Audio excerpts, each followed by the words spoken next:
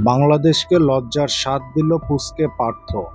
আগে ব্যাট করতে নেমে পার্থ স্কচার্সকে ১২৪ রানের সহজ লক্ষ্য দিয়েছিল বাংলাদেশ। মাহিদুল ইসলাম অঙ্কন, নুরুল হাসান সোহানরা চেষ্টা করেছেন উইকেটে থিতু হওয়ার জন্য, তবে কেউই ইনিংস বড় করতে পারেননি।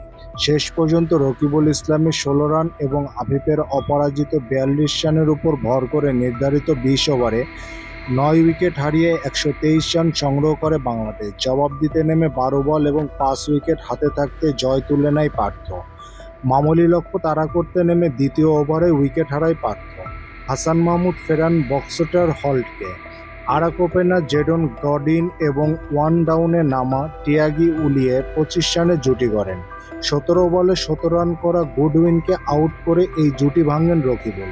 শেষ পর্যন্ত স্পোর্টসের ২৪ এবং কার্টিজের ৪৪ রানের উপর ভর করে ১২ বল এবং ৫ উইকেট হাতে থাকতেই জয় তুলে নেয় পার্থ। তৃতীয় ম্যাচে দ্বিতীয় জয় পেল এই দলটি। অন্যদিকে সমান ম্যাচে দ্বিতীয়বার হারল বাংলাদেশ দল।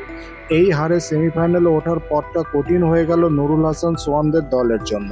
১১ দলের টুর্নামেন্টে প্রতিটি দলই খেলবে ৬টি করে ম্যাচ।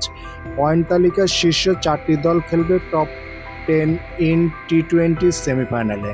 খেলাধুলার সকল নিউজ সবার আগে পেতে আর স্পোর্টস অফিসিয়াল চ্যানেলের সাথে থাকুন সবসময় সর্বক্ষণ।